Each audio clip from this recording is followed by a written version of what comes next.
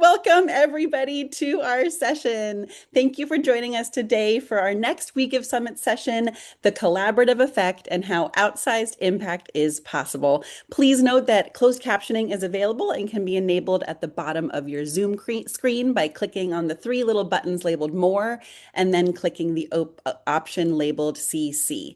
We are dropping the instructions in the chat now. My name is Isis Krause. I'm the Chief Strategy Officer at Philanthropy. Together, we are a global initiative to grow and strengthen and scale and connect the broad field of collective and collaborative giving. And we're so happy that you all are with us today for our Programming Like We Give Summit. Throughout our session today, we please encourage you to engage with us in the chat and be mindful of our We Give Summit community guidelines, and stay with us till the end of the session when we'll announce someone here on the Zoom screen to receive their gift of choice, a book, a card deck, or a training for nonprofit leaders. Are you all ready to get in today's session? I know I am.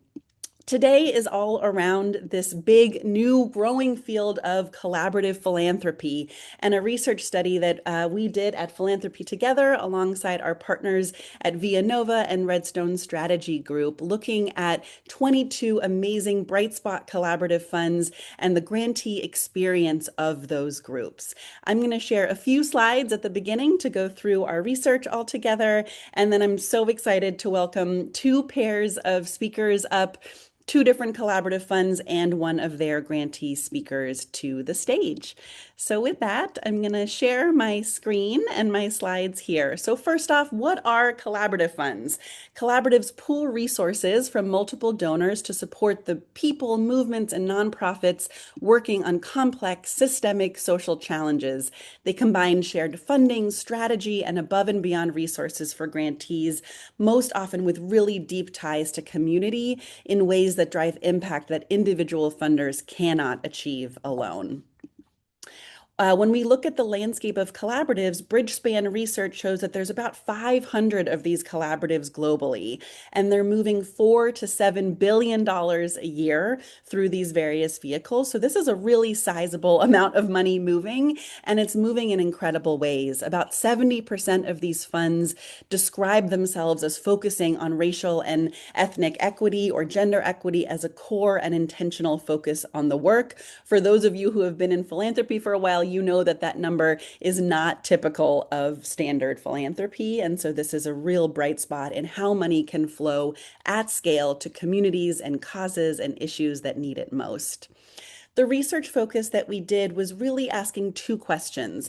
What are the actual practices that collaborative funds employ that grantees themselves, the ultimate receiver of the funding, how do they experience that as most impactful? And how does the actual design of the fund support or impede their overall impact? We did a bright spot methodology, which just means that we used an appreciative inquiry approach. We looked at those who were sort of doing work in really strong ways and trying to find what are they doing that is unique and above and beyond to be able to bring that back as strong and high performing practice for the entire landscape. And I would say that all of the findings here that you'll hear me talk about today are relevant to other collaborative funds, but also all of the other ways that collective and collaborative giving is growing as a huge field. We hope you take these learnings back. And for those of you who received the swag pack, we have a new card deck specifically with these questions at play for you to apply it into your own work. Here are the 22 incredible funds that we studied as part of our report, and you'll hear from two of them today. I'm hoping that many of you know the folks on this screen already. Put it in the chat if you're connected to or you've heard of any of these 22 incredible groups. That cohort together last year alone in 2024 moved to over $200 million dollars to 1,700 total grantees, with just 133 staff doing that. That is a far difference compared to how typical philanthropy operates. And their median grant size was around $100,000. So really large scale impact of where and how we can move money in ways that are community rooted.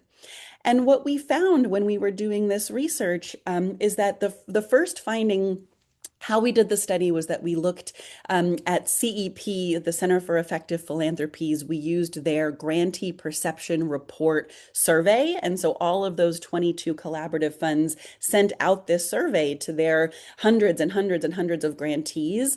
And that enabled us to really get sort of a private view into what the grantees are saying about their experience with the funds. And most importantly, we were able to benchmark that against CEP's database of 300 of the largest and most well-known foundations out there. And so we were really able to do that cross comparison, which provided us really strong data. The first thing that we found was this piece around outsized impact. And that was that grantees surveyed rated collaborative funds in this study, the 22 funds, in the top 15% of all the other funders nationwide for impact on the field, advancement of field knowledge, and contribution to the public policy agenda. This is really incredible. This basically shows that when collaboratives are working well, they're working at the top of all of philanthropy right now, despite how lean they are in their staffing. And we're not advocating for always having lean staffing and approaches, but it really just shows how you can do when you set your fund up in a certain way. So that was our first main finding. And then the other 5 pieces are what we call the collaborative cycle. These are 5 mutually reinforcing components that we have found really led to the outsized impact that these collaboratives were sharing. And so the first is proximity. This is not just geographic proximity, but really how close and connected that collaborative fund was on the issue and the work happening on the ground. And so the funds in the study measured in the top 10% of all funders in measures of understanding, including their fields and the social, cultural, and socioeconomic factors that affect grantees' work. Basically, grantees said over and over in the survey instrument and in our focus groups that they just got us. They just get the work that we do. We can immediately talk about the issue because we are the same in that way. We're really close and proximate to the work. The second one is on partnership.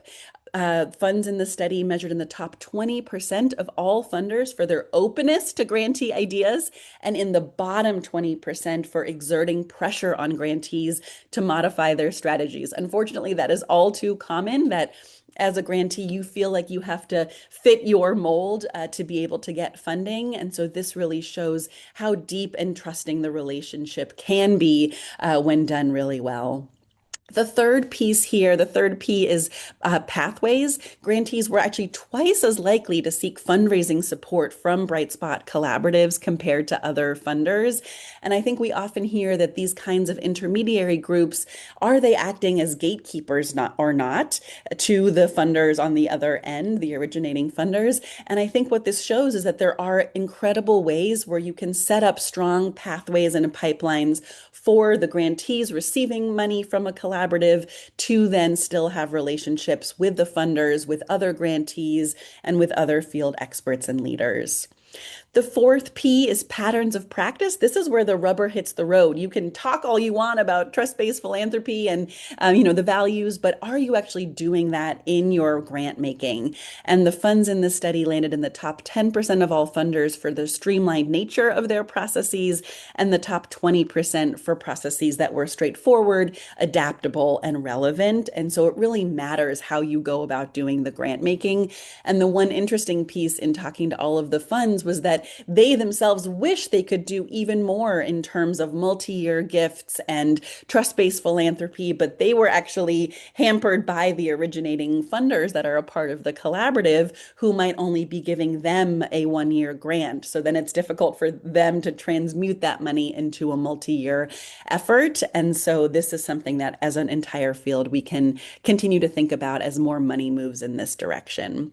And then the last P is around power. And this brings the whole cycle back together, which really showed we did additional analyses on the survey data and found that actually participatory practices, and this was defined really broadly, but ways that grantees were included in the various strategy development and grant making choices were then associated with an 83% greater perceived impact on the grantee organizations. And so this really goes back in showing how the structure of these funds funds can also indicate what the ultimate impact experience will be for those groups on the ground. So, proximity, partnerships, pathways, patterns of practice, and power, these are concepts and tools that honestly anyone in philanthropy can use to strengthen their work, to increase the sort of impact and the experience of grantees at the other end of the spectrum. So I'm happy to share that research with you. You can find and download the report today on our link here, and we're so grateful to the Hewlett Foundation for supporting this report. It was just focused on the US in terms of our geographic bound, but would love to consider how we might do similar research in other areas around the world, knowing that collaborative philanthropy is growing tremendously. And thanks again to our partners at Redstone Strategy and Via Nova for all of our work on this report. And so with that, I'm going to stop my screen share now. And what I would love to do is we're going to bring up two different mini conversations to the screen to hear more about what this actually looks like in practice. And so first up, we have Joél, who's the Senior Foundation Manager at Contigo Fund, and Tatiana, who leads the oh my goodness, Tatiana, I'm gonna butcher your organization name right now. Uh, please come on the screen. Would love to have you here as well. Um, Come out with pride. That's what it is. Thanks, Tatiana. So great to have you both here with us today. I'm really excited to talk to you a little bit more about this cycle in practice, all these different P's. Joél, can you talk a little bit about what proximity means to you? That's such a loaded word, and the work that you do is so locally rooted in Florida. And I would love to hear what proximity means to you and what that actually looks like in your relationships with grantees like Tatiana. No, thank you so much. Thank you, ISIS and Philanthropy Together, for bringing us and convening us all together, philanthropy folks. My name is Joél Morales. I'm with the Contigo Fund. For folks who may not know us, Contigo Fund is a place-based intersectional social justice funder rooted in Central Florida. We support grassroots organizing, leadership development, and resources distribution across queer and trans communities, especially communities of color, immigrant communities, rural and farm worker communities, women, youth, and other historically under-resourced communities. And we do that. We use a participatory grant making model. And for us, that means grant decisions are shaped by community steering members. We have about like 12 to 14 folks who are community rooted leaders, organizers, advocates, grantees, and cultural workers who live in the work, like who live here, who are within the region. So really the people closest to the issue decides where the resources go. Contigo actually was founded in 2016 from the Pulse nightclub tragedy that took place here in Orlando. I can't believe it's going to be a decade since that tragedy took place. Actually, next month will be 10 years since that tragedy took place. And I always try to name that very, very carefully because Pulse is not just an origin story for us. For many of us, it's something we honestly lived through, right? And we could feel that ripple effect even across the country. At that time, me personally, I was working at the LGBT plus center in Orlando. We were a small organization with only a few staff, and suddenly, responding to a huge tragedy at that moment was considered the worst, mass tragedies historically to communities impacted, right? At that time, where undocumented folks were impacted, trans folks were impacted, families, right? Uncertainties, people were outed during that time. So there was a lot happening within that community. So when I talk about like local infrastructure, I'm not talking about it from afar away. I saw what happens when communities is in crisis and organizations close to the community are expected to respond without resources they actually need. And if you would have asked me honestly 10 years ago, ISIS, do you see yourself in philanthropy, right? I would have said no, just because a lot of things wasn't accessible in reach. Even working at a community center, we know a lot of attention came, in Orlando after Pulse, national media came. We had politicians here, like large institutions came. But prior to polls, and according to funders for LGBTQ plus issues, about $50,000 actually went into LGBTQ philanthropic funding across Central Florida prior to polls. And I name that because it shows that the issue were already there before, right? Before the tragedy. The underinvestment was already there, the infrastructure gap was already there. Polls did not create those conditions, it literally exposed them. And while resources not coming to Orlando after, we had many resources coming to Orlando after the tragedy, but at that time too, we had to have deeper questions like what would it look like to build something that stayed, right? Something local, accountable, and rooted in queer communities and trans communities, and not only visible when tragedy happens. Today, I'm really happy to report that Contigo Fund, we support over 60 grantee partners across Central Florida. We have moved about $6 million into direct grant making, and we help move even millions more through partnerships, capacity building, funder education, and just helping funders really understand in the investment of the local LGBTQ ecosystems, right? Because we know our backyards more than anyone else. And, you know, we one big thing for us is that we do not just give a grant and disappear, right? A big part of our model is a cohorts based model. We bring partners together through learning communities and convenings. We have a convening called like Orlando Strong Symposium that brings folks together. We do technical assistance, relationship building, and also we have cohort models. For example, currently we have two grants that are out, Voting Contigo, which is really centered around civic engagement. So we have a few community grantees that come together monthly, kind of exchange information, what's happening, what are issues that they're working on, because we believe, right, no one should work in silos. And then we also have an immigrant defense cohort where people are working within those intersections of immigrant defense, especially here in Florida, right, where there's a lot happening. We want to make sure communities are being protected, what that narrative change could work. So we have those cohorts meeting. So when we say contigo, right, contigo means literally with you in Spanish. So we try to stay close enough to know what communities are carrying and what organizations are building. And that's the experience. And I'm really happy to bring Tatiana in, right, in Orlando specifically, right? We know traditionally pride events, right? They're about parade and festivals, right? But in our local infrastructure, pride is part of our community infrastructure as a whole. It's where people gather, where people see themselves, where organizations connected to community, and where they truly see themselves, right, within the work. Come Out with Pride actually became a granting partner of ours since 2020, beginning of the COVID response support. And COVID showed up again, right? Different strategies and ways that really impacted the organization. So that really painted the picture. They're not only event producers, right? They're service providers. They're trusted connectors in the community to make sure, right, that those resources are being amplified. And that support just kept growing after that. We supported Come Out with Pride with their Jedi work, which I'll let Tatiana kind of speak to that, but really it focuses on justice, equity, diversity, and inclusion, right, within the organization itself. And one of the questions that they ask themselves is like, who's at the table, who's missing, who's making decision making power, right? Who feels ownership, and changing the organization itself within. So, Thanks in so much for Florida, sharing, yeah, Joél. yeah. So I will pause there and kind of let Tatiana jump in and kind of share her side. Welcome to the stage, Tatiana. I would love to hear more about your organization and your experience with Contigo. Yes, thank you so much. So again, my name is Tatiana Quiroga. My pronouns are she, ella. I am the executive director for Come Out with Pride. I'm actually proud to say I'm the first executive director. So very excited that our local Pride organization here in Central Florida chose me as the first Latina immigrant, bilingual immigrant.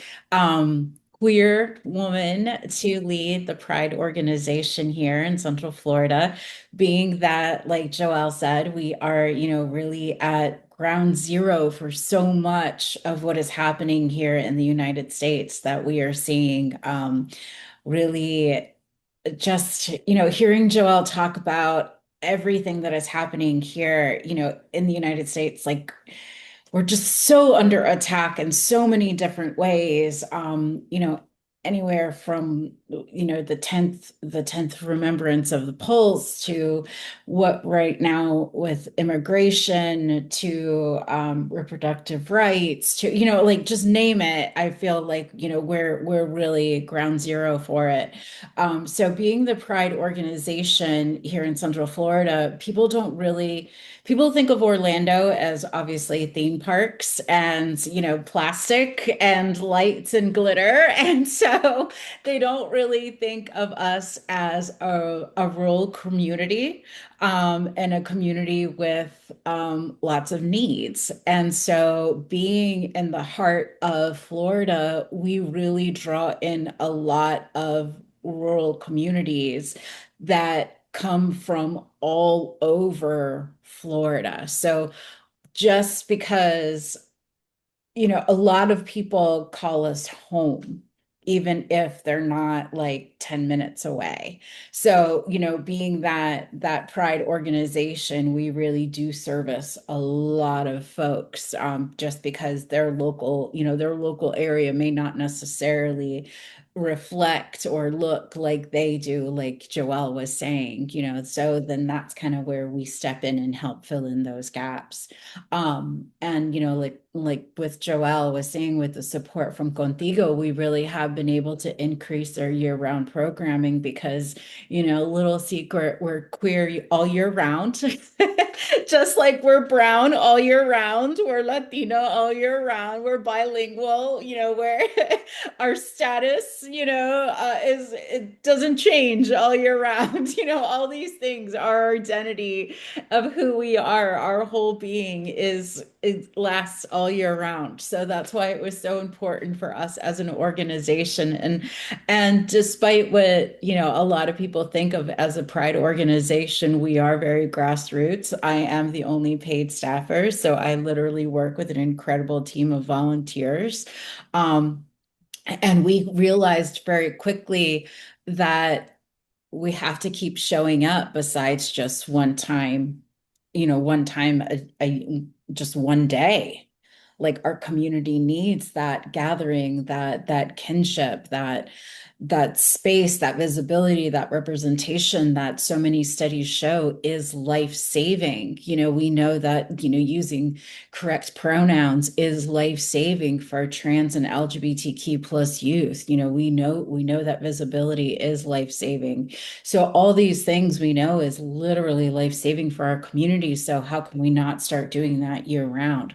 So with the support of Contigo, when the anti-trans legislation came out, 3 years ago, I went to my board of directors and I said, we have to respond immediately. And what we created was our trans and non-binary task force. And it was very important for us to make sure that this was a for us bias model with a very intentional to make sure that the leadership and the voices at the table and the decision making was made by the folks that were intentionally impacted by that. We didn't want to have, well-intended folks. We wanted to make sure that this decision making was truly made by the representation of the trans community really speaking there. So then my board members who identified as trans and non-binary came, and those were the ones who are our leadership for our trans and non-binary task force. And we were even very intentional about the name of this committee being a task force, which was going to be action driven. And so where we first started as a coffee and donut meetup suddenly, turned into almost a monthly where we, we've started an annual Trans Day of Visibility where we're now working with our local fairgrounds. We take over an entire pavilion. We basically started a mini festival. Now, again, with the help of Contigo, we have a Trans Day of picnic where we invite all families because again we realize that we've got anywhere from cis parents with trans and non-binary kiddos that are coming out, and we've got these ally parents who suddenly found themselves part of a community that they had no clue about and are looking for resources. And so, we now incorporated a specific trans pride as part of our overall festival, and we've got a trans march.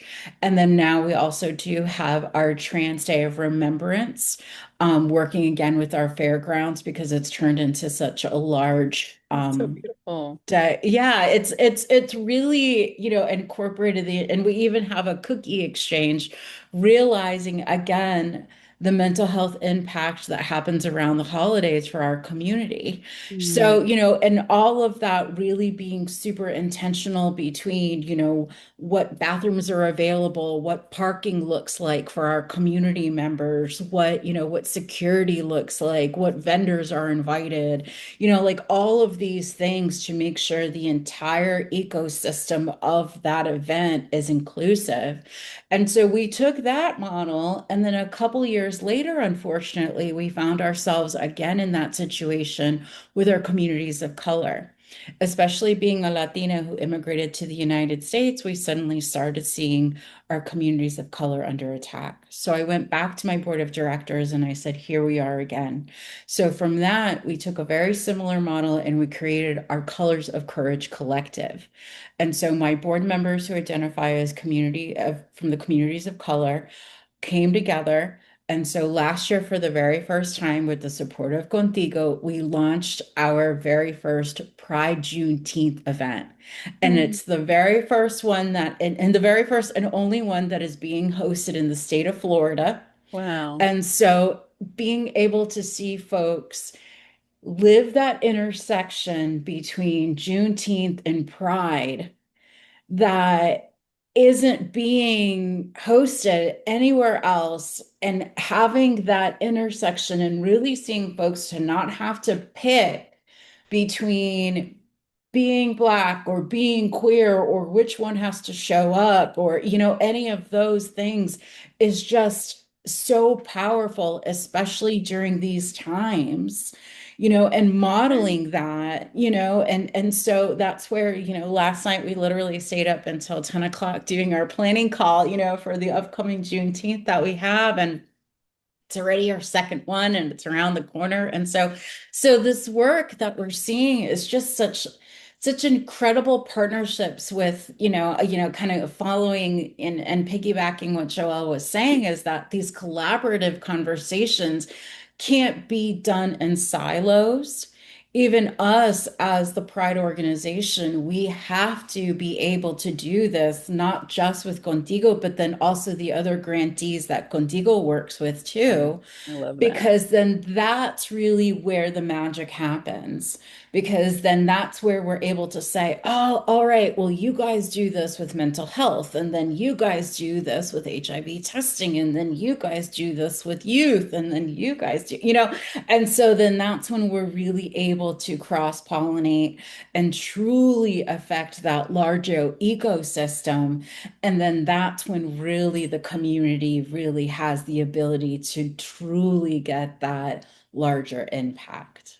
Thank you so much for sharing that, Tatiana. It's such a great, we always, really focus on language of collaborative fund and not donor collaborative, because this isn't only about donors pooling money together. This is just as much about the collaboration between the ecosystem of grantees and how that can really strengthen impact. And I loved how both of you were talking about and this work of like really being home. And so I think in philanthropy we use language like, are you proximate or not? But that's really outsider language, but trying to get at that same feeling of, are you Mhm. home when you're doing this work? So thank you both so Mhm. much for sharing.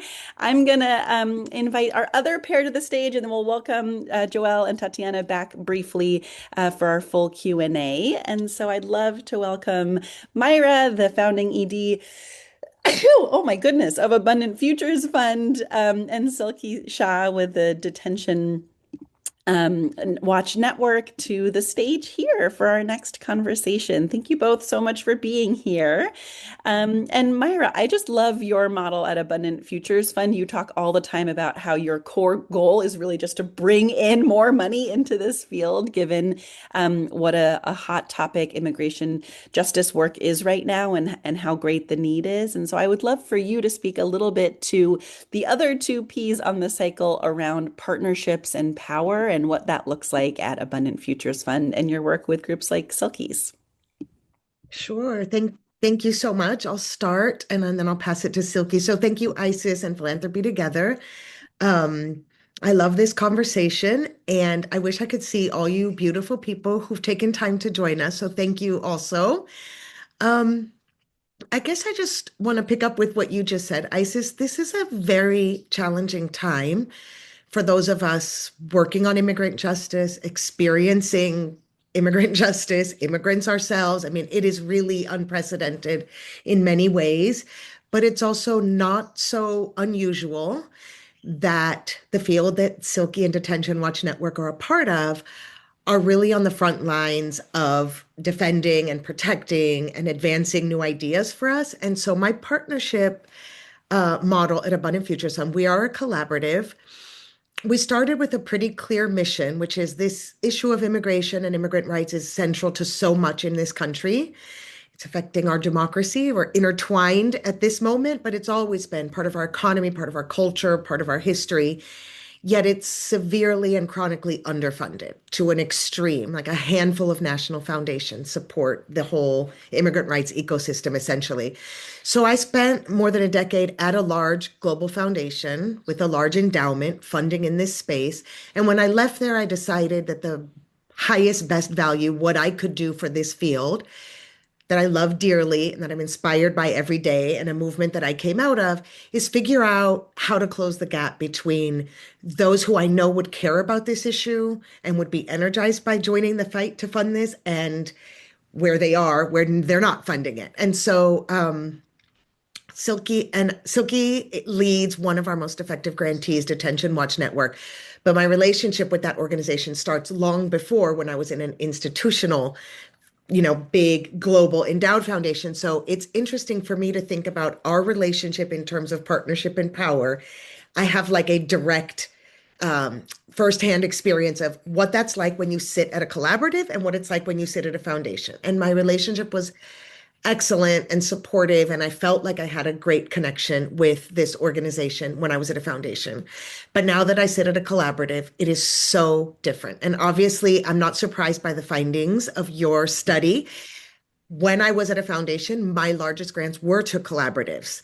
My largest investments, what I pushed the most for, was for our foundation to contribute to collaboratives. I think it is the way that foundations can really connect to work on the ground, be most strategic. But now my job is like singularly trying to get new partners and raise new dollars, and also steward those dollars extremely carefully. So every dollar I spend, I'm very careful to make sure it's the most strategic investment. And I cannot do that without partners like Silky. And so one thing, when you were presenting ISIS, you were saying how we get their work. Collaborative leaders really get their work. That's what the grantees reported. But something that's like in the longer report that you didn't mention is that we actually spend less time with these grantees. It's not Yes, because by I am half, less time by half.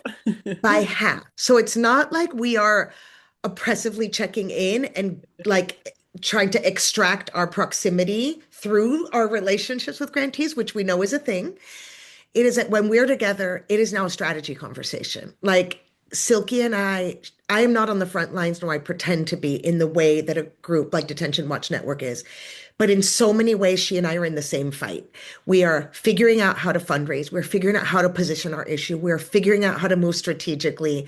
And we're not spending time on a lot of the things that I had to spend time on in previous settings. Like you sit in a philanthropic ecosystem. You have to think about your foundation's imperatives. You have to think about positioning your issue within a foundation. You have to think about vis-a-vis other funders, how you are moving an issue.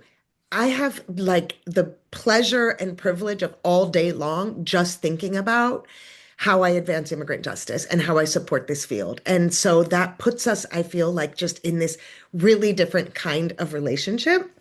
But I think Silky would be the best person to tell that, and she can disagree. Of course, there's a funding dynamic, so I'm sure she's not going to totally disagree. But the only other thing I wanted to say is that there's also this like kind of vertical ecosystem. It's like I have collaboratives and we have grantees, and then we also have our origin donors. And so I'm kind of like, I think I'm like the hype woman for this issue and for these grantees in different spaces. And that's different than when you're at a foundation. Like I win if Silky's organization is funded robustly. We win as a collaborative if our field has more resources and does better.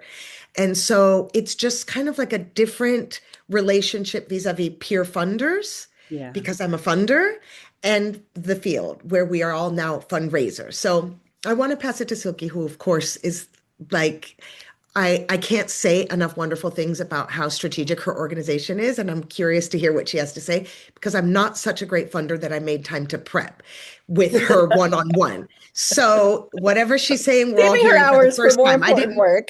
Welcome, I Silky, didn't to the feed her stage. anything to say. Oh, I mean, I don't know. I mean, the feeling is very much mutual in terms of this question of being strategic. And like Myra said, we had a relationship before Abundant Futures Fund was created, and Myra is so incredibly supportive. But what was so interesting about when Abundant Futures Fund came along is that there wasn't, it wasn't general support at that point, and they were really just thinking about like, what are we going to do to support this field? And we didn't totally have a sense of things of like what is happening in the field because we're just like in the work. Um, and after the first Trump administration, we were pretty depleted as a field, and I don't think we totally recognized how much of a toll that was taking on our work. And Myra and her colleagues like were checking in with us, seeing what was happening, and what emerged was that actually there was this question about how do we sustain this? What does resilience look like? And so actually the first grant we ever got from Abundant Futures Fund was for resilience work. And it's a significant grant for that. And I think at the time we were like, okay, what is this? What does this mean? How do we do this? And but when I think about it now, I'm just so incredibly grateful because, as Myra was saying, I've been working around the issue of immigration detention for over 20 years. This is the worst it has ever been. They're trying to build 10,000 bed detention centers. It's an era where, like, we're seeing sort of World War II era confinement sort of coming back into the US. It's really, really scary. And you know, thinking about that support, we really did a lot of work internally to be like, what does it look like to have an organization that can sustain itself and take care of our team so that we can be better prepared? And we changed many of our policies. We started thinking about a sabbatical policy. We actually transitioned to a 4-day work week. And I will say we are much more productive in that context. And we and I now, I mean, I look at our team and we have so much high staff retention. So many of our staff have been around for 5, 6, 7 years. They trust themselves more. They trust their team more. They know how to move. That means that, the work that I can do is a lot of just like bringing in these resources, making sure we're doing that movement strategy. And I don't have to do as much of that internal work because we're just so much more prepared. And I do think that that resilience grant was so central to that, to having like some resources to figure this out and take care of our team and, spend some. I remember Myra saying, it's like, take your team on a staff retreat where they're like taken care of. And we finally started having our own hotel rooms and we didn't feel like totally exhausted constantly. And there was just a lot of really care put into that. And now we're so prepared. Like we know what to do in this context with this growth. This is what we've been doing for over a decade. And, having that support, I think, really set us up well in this context that is so much more severe than we could have ever imagined. So I just feel so fortunate to have, Abundant Futures Fund and this type of support and seeing what's emerging as needs of our work that maybe other sort of institutional funding can't really respond to. Thank you so much for sharing that, Silky. When we were doing that research study, we were able to add 10 additional questions. And one of the questions that we co-designed with everyone we were working with, including all the 22 funds, was really simple. It was, does this collaborative fund care about me? And that was a measure that really mattered to everybody in this field. And so I just think that word that you're using of care, of well-being, of being appreciated and taken care of, yes, this is about the work at the end of the day, but we are all humans doing that work, and none of it can happen without that. And so thank you for lifting that up. I just want to Yeah. say on that grant, so thank you for reminding me of that, Silky. Those were our very first grants we ever made. And we were very lucky. We had a vision of raising 100 million new dollars on immigration in 5 years. We opened with big investments, like people really had a lot of faith in what we were going to do. And those first grants were really important. Everyone was waiting. We had already raised more than $60 million, and we were ready to go. And I think everyone was waiting for like what were going to be our big new shiny things. And as we met with leaders in the field, like Silky said, one after another, it was palpable. This field was so depleted, in particular groups who are accountable and connected to affected communities. It's like they are also carrying our movement over time has come to be led by people who come out of community. So they're carrying their own personal trauma with the work they're doing. And it was just person, leader after leader, we could feel it.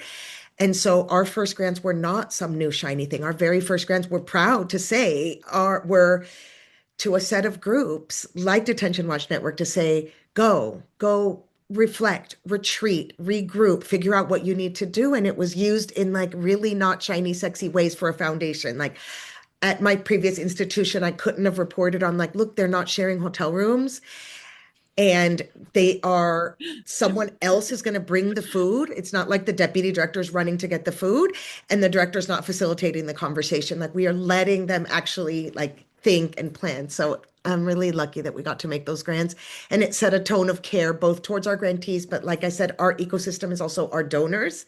So we could communicate to them that this is how we're going to move and these are our priorities. So it was great. And I mean, that investment has been so huge. And yeah, I really do think that we are set up so much better and we're so much more prepared because of it. And we really need to be right now. And so I'm really, really grateful. Thank you both so much. I want to welcome Joél and Tatiana back to the stage, and then we have a few minutes for Q&A. Let's see. I'll try to lift some of the things that have come up in the chat. So Mona Chun is asking, can you talk about whether the issue of competition for funds came up between collaboratives and grantees? How many collaboratives addressed that? I'm happy to share, but also would love to hear from Joél and Mayra, sort of competition. How do you all think about that? So Isis, do you want to share if it came up in the study? And I'd love to share how we think about it. Yeah, I mean, I think, in philanthropy, there's always more need for dollars and more need for grantees. I think one question for the field writ large is that collaboratives, because they themselves don't, are sometimes capped by how much their money they're putting out into the field, they often, tend to give to the same grantees year over year. And so there is a question that I think we all have to grapple with really openly around how do we continue to open that up to newer and younger and, other organizations that might not have been as part of the funding pool originally for some of these collaboratives. And so I think there is always competition there. And then I think on the concept of competition between the collaboratives fundraising and the grantees fundraising, I think what you're trying to do, Mayra, is such a great model of that. Are what are the ways that you can bring in new dollars from funders who don't have immigrant justice work as part of their strategy? How can that open up new pots of money that individual grantee organizations would never be able to do that advocacy work on such a local level? But I think it's a really good question, Mona. Like there are power dynamics are just inherent in philanthropy overall, but would love to hear from all of you on the screen around what you see. Yeah, I mean, Mona, I love that question. Thanks for setting it up because our name, Abundant Futures Fund, comes in part when you talk about immigration, it triggers a scarcity response in people. It's like, boy, we love immigrants, but we don't have enough. Our schools are overcrowded, immediately. And similarly, in the funding sphere, there's such a scarcity mentality. So we set out first to just set out very clearly that there are an abundance of resources. We move there's so much wealth in this country and resources and money to mobilize. And one of the things we did very explicitly, because we don't want to cannibalize within the field, is that one, we don't, all of our funding comes from special opportunities, board level, if it's from an institution. We do not fundraise from any existing immigration budgets. And if an immigration program officer wants to fund us, we don't take that money. We want only kind of like, we want to unlock that money, like Isis said, that wasn't available. And then our big frontier are individual and family foundations. And I feel like our field is so stretched that they don't have the capacity to do the kind of ambassadorship that's required to cultivate those new donors. So we see ourselves as, softening the ground, bringing in new donors. But our vision eventually is to transition those relationships to bring these individual and new donors to fund our grantees directly and become lifelong immigration donors. And so we're very, very careful, but it's true. There's a dynamic there. What we try to always lift up is that we're trying to really expand the pie, not further slice it. I don't know if Joél or Silky, Yeah, anybody else has. I'm gonna piggyback on that because that's always our main goal too for Contigo Fund has always been about how can we grow that pie, right? And not divide it up. Because, I reflect back 10 years ago when I was working at the center, and during that time there was a lot of HIV like grant focus work, and then a lot of those resources were limited. So I saw personally like on the other side how things can be competitive. But I used to always think like there's plenty, not to put it lightly, but there's plenty of HIV, there's plenty of issues happening. We should spread that, right? Like that support and that resource. So Contigo, we have been, it's important to sustain good work, right? Continue supporting that good work that's been happening, but also be intentional about creating those new pathways, right? And bringing in those new grassroots organizers are coming in. So we always leave room for that new extra opportunity. And we do that. Like every year, I say we have been growing our grant making pie year by year. And now we're a little over $1 million in grant making. So once again, it's like looking, and then also our biggest goal too is to point our grantees to other funders, other like community resources that might be aligned with them as well. And one thing that we have been very intentional about with our grants is providing what we call revenue creation dollars within the grant itself. So the grantees can take those dollars and try to kind of create revenue for themselves and think different strategies, right? So I think a lot of times organizations are missing that piece. So we try to build that in the capacity. That way they're sustaining themselves as well. Silky and I'll Tatiana, what do you all experience? Yeah, I just wanted to add really quickly. One of the things I didn't mention is that Abundant Futures Fund has also funded like collaboration between grantees. Like, so, we have Immigrant Movement Visioning Project that has been such an important space for immigrant rights leaders to come together and sort of, you know, like again, this is a really hard issue in the US, and I think it's taking a toll on us. So it's both a space to like build those relationships and be more strategic and make sure we're sort of moving together. And it's not always easy to get resources for that kind of work because there's like our work. And I think Abundant Futures Fund has been really committed to supporting and it comes back to that sort of like resiliency point. So at that level, I don't think we feel necessarily competitive with each other because we all have really strong relationships with Mayra and with the fund, and our ability to kind of do that work for our organization and together in some of those spaces where we collaborate has been incredibly strong. Tatiana, closing words from you. Yeah, actually, it's really interesting that I can completely echo Silky and the fact that it's interesting to see we're so geographically different, working, in different arenas, but yet I completely echo what they're saying, and the fact that, with, seeing that Contigo is so committed to the work, and being again where we are here in Central Florida, and is just such a challenge right now in the LGBTQ plus community, and especially living in the intersections between the other marginalized communities that, you know, i- i- if anything, there's really a spirit of collaboration with the other organizations that, we're not really feeling competitive. We're really wanting to collaborate.